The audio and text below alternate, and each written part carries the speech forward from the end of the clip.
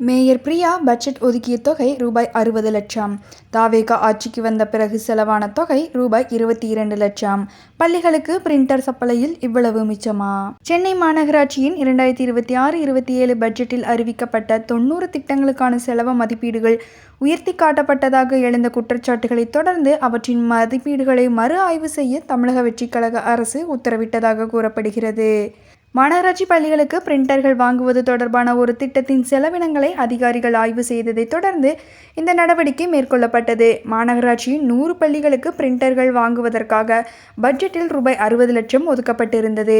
இருப்பினும் ஆட்சி பொறுப்பேற்ற பிறகு தாவேகா அரசு அனைத்து 100 பள்ளிகளுக்கும் ரூபாய் 22 லட்சத்தில் பிரிண்டர்களை வாங்கி வழங்கி 37 லட்சத்தை சேமித்துள்ளதாக கூறப்படுகிறது. மேலும் பல திட்டங்களின் மதிப்பிடப்பட்ட செலவுகளும் தேவைக்கு அதிகமாக இருப்பது போல் தெரியவந்துள்ளதாக அரசு தரப்பில் கூறப்பட்டது.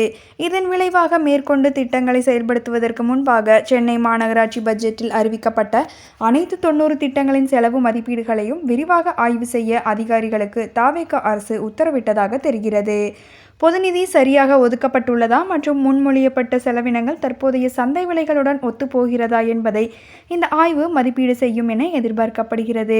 முந்தைய நிர்வாகத்தின் பட்ஜெட் தாக்குதலின் போது இத்திட்டங்கள் அறிவிக்கப்பட்டதால் இந்த முடிவு சென்னை மேயர் பிரியாவுக்கு ஒரு புதிய சவாலாக உருவெடுத்துள்ளது. ஆய்வு முடிந்த பிறகு அடுத்த கட்ட நடவடிக்கை எதிர்பார்க்கப்படுகிறது. சென்னை மாநகராட்சியின் 2026-27 நிதியாண்டிற்கான பட்ஜெட் கடந்த பிப்ரவரி மாதம் பற்றாக்குறை பட்ஜெட்டாக தாக்கல் செய்யப்பட்டது. மேயர் பிரியா 90 புதிய வளர்ச்சி திட்டங்களை அறிவித்திருந்தார். அதில் மொத்த வருவாய் ரூபாய் 7,717 கோடி என்றும் செலவு 9,319 கோடி என்றும் கணக்கிடப்பட்டு நிதி பற்றாக்குறை ரூபாய் 1,602 கோடியாக இருந்தது. உலக வங்கி மற்றும் ஜப்பான் வளர்ச்சி வங்கி உள்ளிட்ட நிதி நிறுவனங்களிடமிருந்து பெறப்பட்ட சுமார் 2,000 கோடி கடன்களுக்கு மாநகராட்சி ஆண்டுதோறும் ரூபாய் 95,20,000 கோடியை வட்டியாக செலுத்தி வருவதாகவும் பட்ஜெட்டில் தெரிவிக்கப்பட்டது.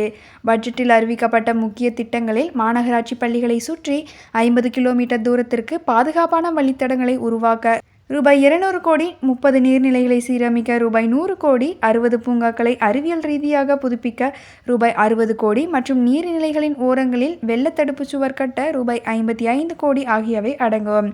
நகரம் முழுவதும் நகர்ப்புற உள்கட்டமைப்பு மற்றும் பொது சேவைகளை மேம்படுத்துவதை நோக்கமாக கொண்டு இத்திட்டங்கள் உள்ளதாக மாநகராட்சி தெரிவித்திருந்த நிலையில் மேலும் பல நகர்ப்புற உள்கட்டமைப்பு மற்றும் பொதுநலத் திட்டங்களும் இந்த வரவு செலவு திட்டத்தில் சேர்க்கப்பட்டுள்ளதாக தெரிகிறது.